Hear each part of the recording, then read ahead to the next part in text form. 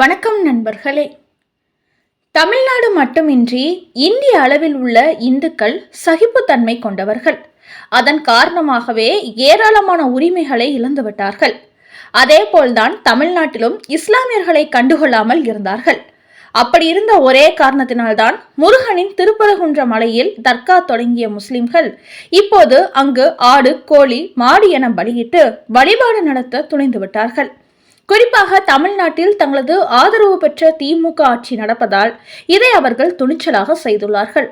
ஆனால் இதற்கு மேலும் இஸ்லாமியர்களை கண்டுகொள்ளாமல் இருந்தால் முருகனின் அறுபடை வீட்டுக்கே ஆபத்து வந்துவிடும் என்பதனால் தற்போது இந்த விவகாரத்தில் பாஜக, இந்து முன்னணி போன்ற கட்சிகள் களத்தில் இறங்கிவிட்டார்கள். அதன் காரணமாகவே பிப்ரவரி 4ஆம் தேதியான இன்று திருப்பரங்குன்றத்தில் மாபெரும் அமைதி அறப்போராட்டம் நடத்த திட்டமிடப்பட்டது. ஆனால் இதற்காக தமிழகம் முழுக்க இருந்து முருக பக்தர்கள் வர இருந்தார்கள். ஆனால் திமுக அரசோ இந்துக்கள் தமிழ்நாட்டில் எழுச்சி பெற்றுவிடக் கூடாது என்பதற்காக இந்த போராட்டத்தை தடுத்து நிறுத்தியது. மதுரையில் 144 தடை உத்தரவை கொண்டு வந்தார்கள். இதன் காரணமாக இந்து முன்னணி தலைவர் காடேஸ்வரா சுப்பிரமணியம் உள்ளிட்ட பல தலைவர்கள் சிறைப்பிடிக்கப்பட்டார்கள். இந்த நிலையில்தான் இதற்கு எதிராக இந்து முன்னணி மதுரை உயர் நீதிமன்றத்தில் அவசர மனு தாக்கல் செய்தது.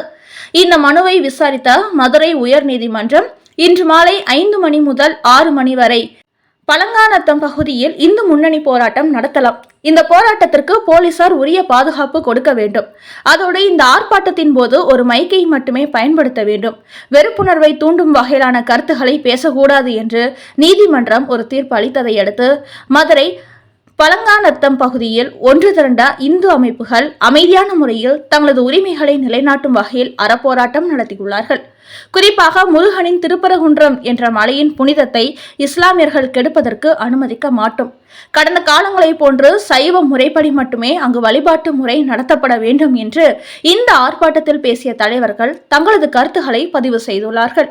இப்படி இஸ்லாமியர்களுக்கு ஆதரவாக இந்து அமைப்புகள் நடத்தும் போராட்டத்தை திமுக அரசு தடுத்து நிறுத்திய போதும் நீதிமன்றம் ஆர்ப்பாட்டங்களுக்கு தடை இல்லை என்ற ஒரு கருத்தை சொல்லி அனுமதி கொடுத்து திமுக அரசின் முகத்தில் கரியை பூசியிருப்பது இந்துக்கள் மத்தியில் அமோகமான ஆதரவை பெற்றுள்ளது.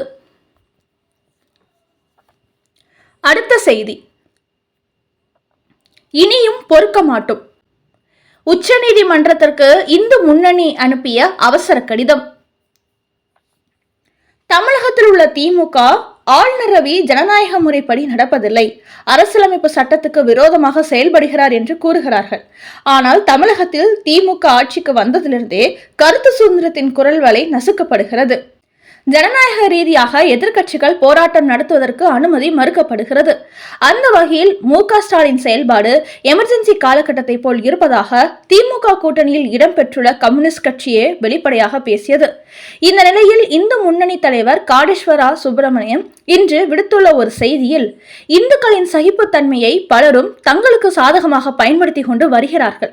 அதன் காரணமாகவே காலமாக முருகனின் அறுபடை வீடாக புனிதமாக கருதப்பட்டு வரும் திருப்பரங்குன்றம் மலையின் உரிமையை இழக்கும் நிலைக்கு இன்று தள்ளப்பட்டு இருக்கிறோம். இதற்கு முக்கிய காரணம் இந்துக்களின் சகிப்பு தன்மைதான் என்று கூறியுள்ள அவர், இனிமேலும் நம் அமைதியாக இருந்தால் நம்முடைய கோவணத்தை கூட உருவி கொண்டு சென்று விடுவார்கள். அதிலும் தற்போது தமிழகத்தில் நடைபெறும் திமுக ஆட்சி மிகப்பெரிய இந்து விரோத ஆட்சியாக செயல்பட்டு கொண்டிருக்கிறது. இந்துக்களை அழித்து ஒழித்துவிட வேண்டும், இந்துக்களின் ஒட்டுமொத்த உரிமையும் பறித்துவிட வேண்டும் என்ற நோக்கத்தில் திமுகவின் ஆட்சி நடந்து கொண்டிருக்கிறது. இப்படிப்பட்ட திமுகவை தமிழ்நாட்டில் இந்துக்கள் முழுவதுமாக புறக்கணிக்க வேண்டும். அதோடு இந்துக்கள் எழுச்சி பெற்றுவிடக் கூடாது என்ற ஒரே நோக்கத்தில் இன்றைய தினம் மதுரையில் 144 தடை உத்தரவை கொண்டு வந்தார்கள். இதன் காரணமாக சாதாரண பக்தர்கள் கூட கோவிலுக்கு செல்ல முடியாத நிலைக்கு தள்ளப்பட்டார்கள். இந்த செயல்பாட்டின் மூலம் கிறிஸ்தவ முஸ்லிம்களின் நன்மதிப்பை திமுக பெற்றிருக்கிறது.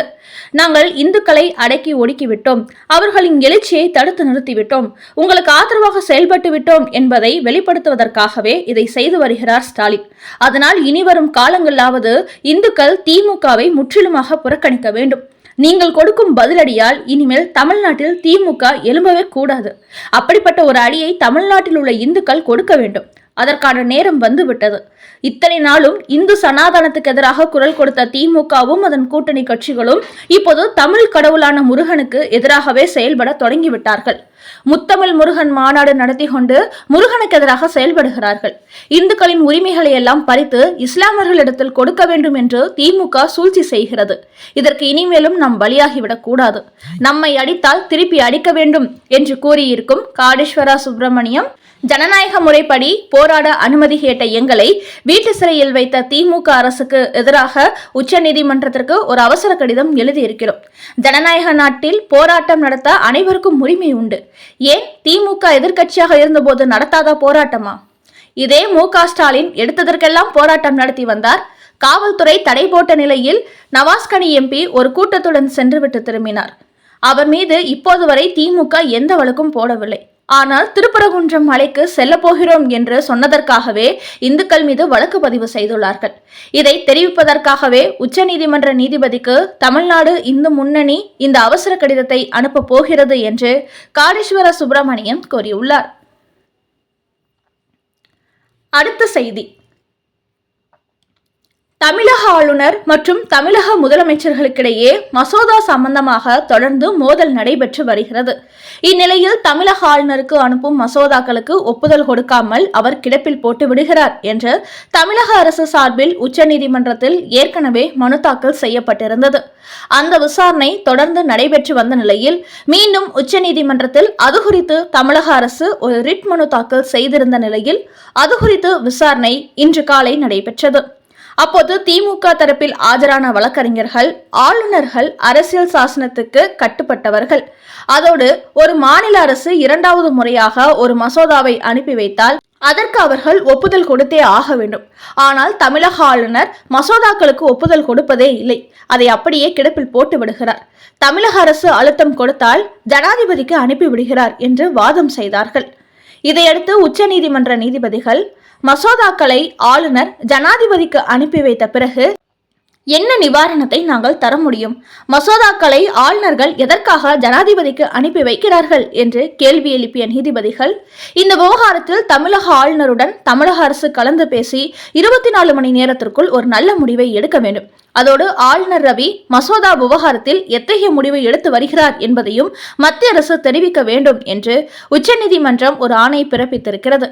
ஏற்கனவே நேற்று முன்தினம் ஆளுநரை திரும்ப பெற மத்திய அரசுக்கும் ஜனாதிபதிக்கும் உச்சநீதிமன்றம் ஆணை பிறப்பிக்க வேண்டும் என்று திமுக அரசு தாக்கல் செய்த மனுவை உச்சநீதிமன்றம் தள்ளுபடி செய்துவிட்ட நிலையில் அதையடுத்து ஆளுநர் மீது குற்றம் சாட்டி திமுக தாக்கல் செய்துள்ள இந்த ரிட் மனு விவகாரத்தில் 24 மணி நேரத்தில் 2 பேரும் பேசி ஒரு முடிவு எடுங்கள் என்று உச்சநீதிமன்றம் ஆணை பிறப்பித்துள்ளது.